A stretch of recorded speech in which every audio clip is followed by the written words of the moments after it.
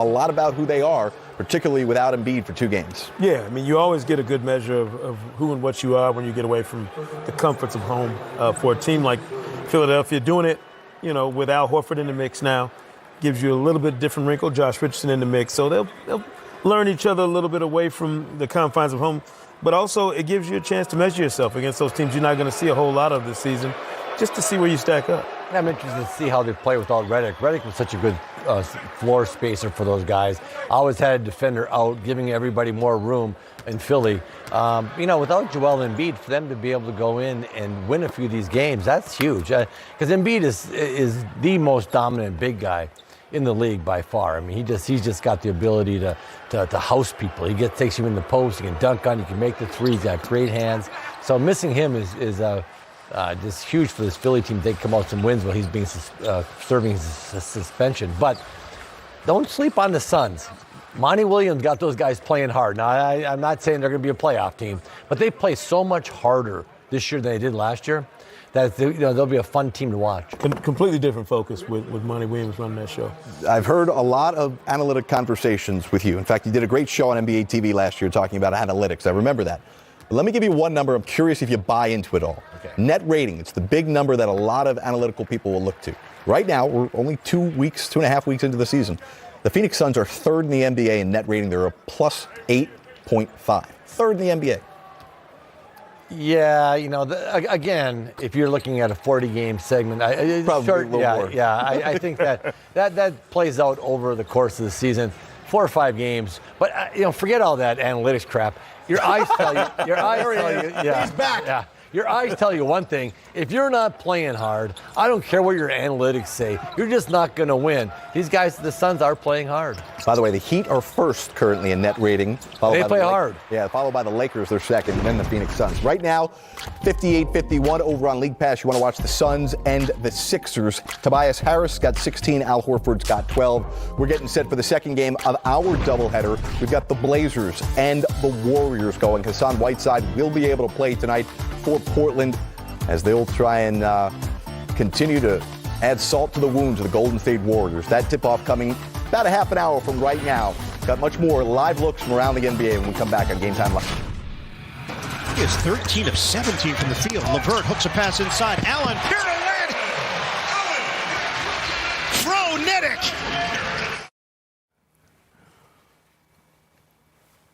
Only the great Iron Eagle could come up with that one. Frenetic. Get it? I got it. Throw down. Oh, wow. Look at you. As the later it gets, the better you get, Kevin. Like a fine wine. Nets come up with a 135-125 win, despite Brandon Ingram's career-high 40. Kyrie Irving drops 39, has 9 assists, and Karis LeVert with 23 points, 7 rebounds, 5 assists. He's kind enough to join us now live after the big Nets win. Do you like that Frenetic? You got it, Karis? Yeah, that was kind of slick. That was kind of slick right there. I like that. That's Birdman coming up with that. Nobody else better. Hey, how much good did a couple of days off give you guys after that bad taste in your mouth after losing to Detroit coming into tonight? Yeah, that was a tough loss for us. We felt like we should have won that one on the road. But, 3 games in 4 days, we had a day to get our bodies right, and I feel like we took care of home tonight. Karis, is it presumptuous of us at all to just assume that you guys would come back into this season and immediately absorb Kyrie and some of those new faces into the mix, or does it take a little time to get that chemistry down? I think it takes a little bit of time. You're kind of seeing that right now. We're going through a little bit of growing pains, but at the end of the day, our hard work, our consistency, our will to win is kind of putting us over the top right now. It looked like to start the game off that you guys had much more of you were going to move. You weren't watching Kyrie play one-on-one. It looked like you guys had spent a couple days in practice really working on your movement, and I like the fact that everybody was handling it and pushing it. Was that really a conscious effort by you guys to change your style a little bit? I honestly don't think we changed it that much, man. We let Kyrie do him. He's a great player. He's great with the ball in his hands, but sometimes we like to relieve him of those pressures. And I feel like today we did a good job of kind of mixing it up. Karis, you guys so good offensively here at times this season. What defensively has to start clicking for you? What have you talked about in terms of what you need to improve on that end? We do it really well in spurts. I think you saw it today in the second quarter. We let him. We held him to under 20, and in the third quarter they had almost 50. So we just had to be more consistent with it. What about those signs from Coach Atkinson? We're going to see more of those maybe to help you guys defensively. I don't know. We'll see. We'll see. Well, that's our colleague, 3D Dennis Scott. So if you could maybe put a sign with Kevin McHale's name on it, that would really help us out, too. Maybe a big X there, too. I'll tell Coach about that Thank for you, sure. Karis. Appreciate it. Absolutely. Karis, the 32 assists, is that the blueprint for how this team is going to be successful this year, sharing the ball and everybody kind of being involved and facilitating for each other like that? Absolutely. That's something that, Coach preaches. That's something that we preach as players, playing unselfish, taking a good shot to a great shot. And I think we did that tonight for sure. Karis, you told me over the summer that you were looking forward to playing Kyrie Irving in one-on-one ball. We talked about that at Summer League. Has that happened yet? Have you gotten an opportunity to show him what you have one-on-one? Played a little bit in the summer. We haven't played too much now that the season's going on, but definitely be more to come for sure. All right, Karis, appreciate you joining us. Congratulations on the win tonight, and safe travels on that West Coast swing you guys have. Absolutely. Appreciate that, my man. It's a good guy, Caris LeVert right there. Big performance out of him tonight. The Nets, while they wait for Kevin Durant to come back, they're going to look for a second scorer. Man, the way he finished the year last year and the way he played in the playoffs, even though they lost 4-1 to Philadelphia, came back, he's got a chance to be a real special offensive player in this league. Yeah, I think, next year, of course, everybody knows bringing in KD, he's going to be able to score the ball. But you have to have multiple people score the ball for you, especially when you start getting into playoffs and playoff runs, because they're going to be able to take people out of the game. But I like him. He had a good end last year to his season, and he's got nice range on his jumper. He shoots it very, very easily. I like his cutting and moving. He seems to have a really high basketball IQ, so nice young player. Yeah, and I think if you go back to his career at Michigan, where he didn't get a chance to play his last year, injury kind of sidelined him, he was on a trajectory, guys, to be one of those special players in college basketball. Just the ability at his size to take guys off the dribble and to finish at the rim and then have that range out beyond the three-point line. He's got all the tools you need. It's just a matter of him finding his fit with Kyrie and Kevin Durant next season, I think. But this is a huge year for him now to establish himself as that other guy. Reminder, about 20 minutes away from the Warriors and Blazers second half of our Monday night doubleheader here on NBA TV. But let's dive into your brain here. Okay. Coach McHale, and tell us what you saw tonight by this Nets offense in our first game of our doubleheader. Well, I saw a lot of pick and roll that they used, and I thought the big guys rolling hard. They had nice spacing. I thought they had more ball movement than, and you're going to see again, they run a screen and roll, and all of a sudden the big fella goes out here. And this thing I like, he's not hanging on the perimeter. He's going right to the front of the rim. And if they don't pick you up, you have a dunk. If they do pick you up, you're going to get a wide open shot for your teammate. Again, going in there and Allen with the throwdown, everything you're going to see him do is just around the basket. Again, another guy driving. He's presenting himself, though. I like the fact that he's getting his hands up and presenting himself. So you don't have to make great passes to him. You have to make easy passes to him. And again, right here, it's in the right spot, finishing at the rim. And you're going to see him again. He's going to go here, be another drive here. And he just is able to get in the right spot, finish off this pass, watch this pass out. And then all of a sudden, right now, he just throws the rookie out of the way. Jeez, that was the throwdown. And he just throws him out of the way, saying, give me that ball. Throws it down. So he had a big impact on this game. He's just around the rim all the time. I like the way he rolls. I like the way he presents himself. And so he's just one of those guys that's going to collapse the defense constantly by rolling. And when you play 4 wing players, we talked about it earlier, and you get one big guy rolling hard, he's either going to present himself and be open at the rim, or if he's covered up, one of your perimeter guys can get a 3. Say this, and you hate to see any injuries with DeAndre Jordan getting out, but clearly Jared Allen, all throughout the summer, dating back to the questionable reason why he even participated in Summer League this year, he's clearly looking over his shoulder. He knew that there was competition for minutes in the starting job, and through the first couple of weeks, we've seen flip-flopping of DeAndre starting some games and Jared Allen starting some games. You have to wonder, DeAndre Jordan gets an ankle injury tonight and goes out. Is there a little more freedom that Jared Allen plays with tonight? Yeah, I think so. I think once, you're out there, you're not looking over your shoulder as the guy coming in the game. Excuse me, but he's going to play the same way all the time, no matter who's on the floor. Right. He's a pick and roll, pick and dive, present himself, drives, move around, get in the soft spot of the defense, be at the rim. But he does it very, very well. Plus, I like his activity on the defensive end. Yeah, and I think for all those young players on that roster, they knew after the summer the Nets had, there was going to be some adjustments. There will be more competition. There's going to be a different kind of staking out your territory in terms of minutes and roles on this team. So it's not like Jared Allen didn't know this coming in. It's just a matter of who raises their game to match that competition level that's been increased dramatically. Well, the guy we know who clearly has a defined role on this team is Kyrie Irving. He put up the 39, and that'll stand out, particularly the 18 in the third quarter to try and temper that big Pelicans run that they went on. But Sekou, it's the 9 assists that maybe stand out the most. Third straight game for Kyrie with 9 or more assists. It's not only the 9 assists, it's where he was in terms of receiving the basketball on some nice feeds from some other guys. I like Kyrie's game by itself, right? I mean, he's a fantastic, outstanding individual player. But I don't think people give him enough credit for being as good as he is when he's off the ball. Think about it. Some of his best moments in this league have been on the receiving end of passes. You can go back to that finals with Cleveland. He's a fantastic player with a wealth of skills. And sometimes I think we get down in the sauce with Kyrie and the ball handling and the flashiness. But he really is a fundamentally sound basketball player who's able to do a lot more things on the floor than his size would dictate. But he came in the league with LeBron, who is the point guard essentially on any team he plays on all the time. So he had to play off the ball, and he did play well off the ball. The 9 assists were impressive. The 23 assists by all the others was way more impressive to me. That means you had good ball movement. You had good, like I say, the big guys were diving. The spacing was nice. They didn't play on top of each other tonight, so everybody had room. And when you have room, usually you're going to have a lot of assists because the passes are very simple to make. When you play on top of each other, it's just the openings just aren't there as much. So I like their spacing. I like the way they played tonight. They looked at a nice cohesive unit with 32 assists. Impressive by the Nets. Yeah, and the number of threes that they hit too, where they have 16 more tonight in this game. Nets and Pelicans, first 2 teams in the NBA this season to reach 100 threes made.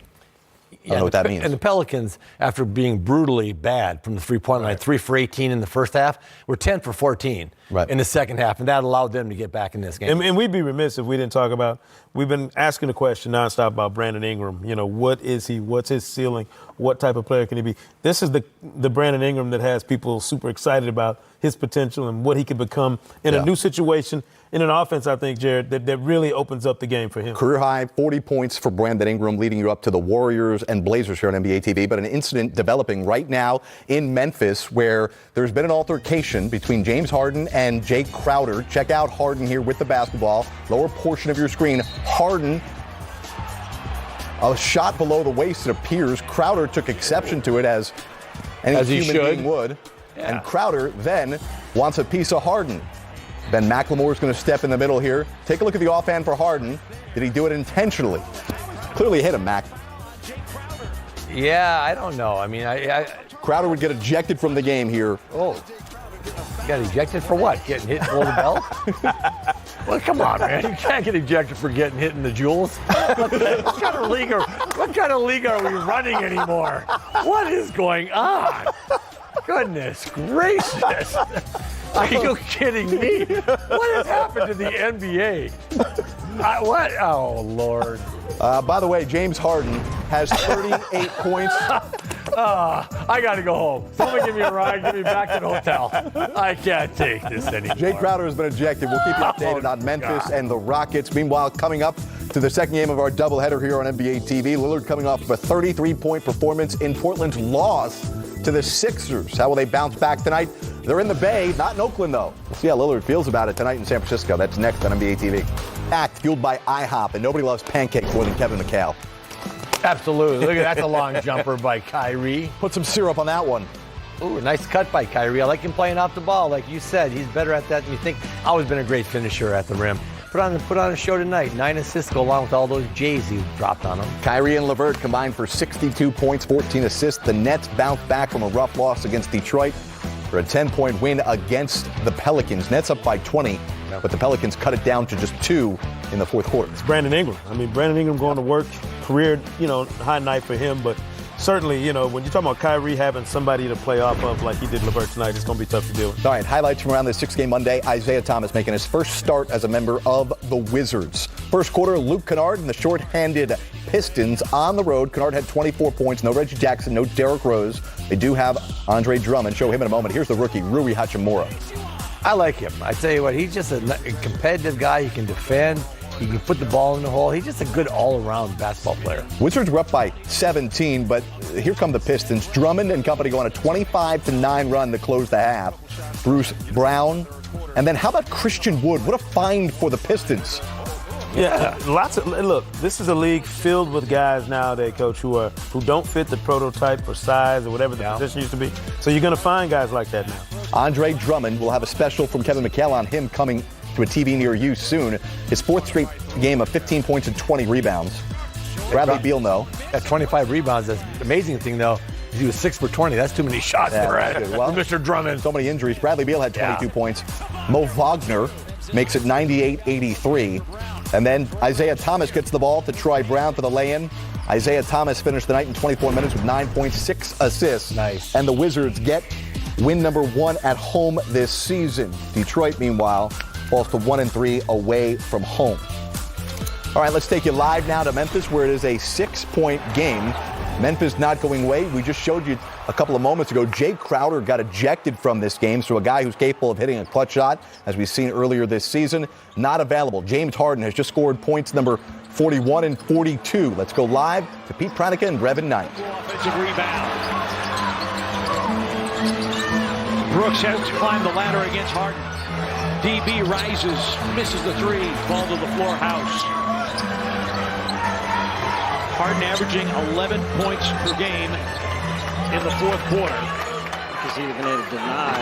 And now you just run somebody at him to make him pass the basketball. 1 minute remaining. And Harden will go to the free throw line.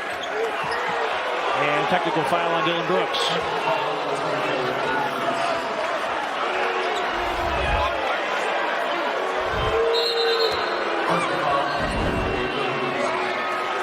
Technical foul now also on Kyle Anderson. This is really got out of hand here to finish the game. Brooks threw it back to Brian Forte, and Brian Forte with the tech.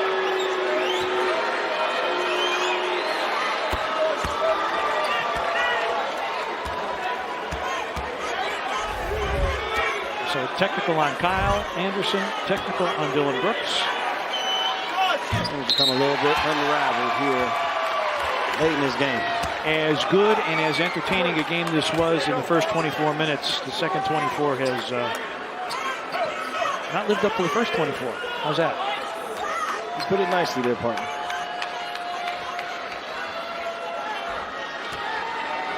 Harden with his third 40-point game of the season. Now 12 of 17 from the free throw line.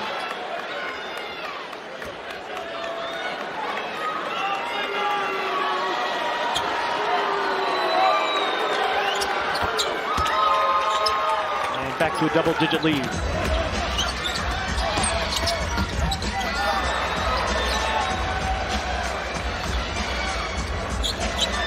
And the Rockets are going to win a game despite shooting below 38% from the floor.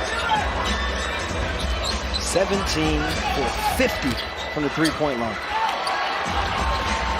As he's forced a turnover, Jones, and we got a whistle on Aaron Gordon. Houston is over the foul limit. Houston about to go to 4-3. The Grizzlies to 1-5. All right, so Houston well on its way now to a victory, bouncing back from last night's embarrassment where it suffered at the hands of the Miami Heat. No Russell Westbrook tonight. He rested. James Harden, though, stepping up. He started the game 0 for 5 from the field. He's got 44 points right now. CJ McCollum and the Blazers looking to bounce back. Rematch from the Western Conference Finals, but slightly different feel. Yeah, they're going to put a little salt in the wound and just beat up the Golden State Warriors tonight. That's my prediction. Warriors next live on NBA TV. Rodney Hood coming off a 25-point effort, and the Blazers lost to Philadelphia. Tonight, Blazers-Warriors live on NBA TV. Second half of our Monday night doubleheader coming up next.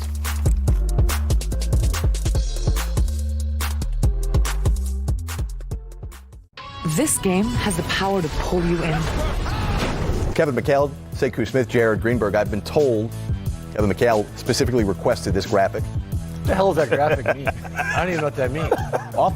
Wait a minute now. Offensive win shares. One team is 2-4 and the other team is 3-3. How many win shares are you getting of the two top guys? Well, Damian Lillard. Shouldn't you win a lot? Kyrie Irving and Damian Lillard lead the league in win shares, Coach. You requested this, didn't you? What the hell does that even mean? Shouldn't why don't you have a team that's 4-1 up there, or 5-1, or 5-0? Let's hear from Terry Stotts. Now I'm confused. Warriors on NBA TV. You can't put that up. Hard hitting. First, early impressions of Chase Center. That's a beautiful building. I need the full tour. I think all the amenities that you don't get to see are probably what makes it even more impressive. Steve hasn't gotten it yet, so maybe you can go on. I think it'll take a while. Coach, obviously, Dame and CJ have been the lifeblood of this team for a while. Offensively, particularly with all the new pieces this year, how do you keep the offensive attack fresh when they know it's going to be those two guys bearing the majority of the offense? Well, when you bring in 7 new guys, it's balancing what to keep fresh and what to put in that we've used for a while that we've had success with. Look, we're going to have pick and rolls with Dame and CJ are going to be a dominant part of our offense, and getting everybody adjusted to that, getting the just the chemistry involved with that, that's going to be important. But we haven't gotten to the point where we can really venture out. I think that's going to be part of our evolution as a team offensively, is being able to take advantage of other people. But there's always going to be a heavy dose of Dame and CJ. I heard you could just best describe Dame's even growing legacy in Portland. Willie Cauley-Stein expected to get the start tonight for the shorthanded Warriors. No Draymond Green, no D'Angelo Russell. You'll see Warriors and Blazers next on NBA TV. Damian Lillard back in the Bay, different side of the bridge. Blazers, Warriors in moments. Starting lineups and opening tip next, second half of our Monday night doubleheader.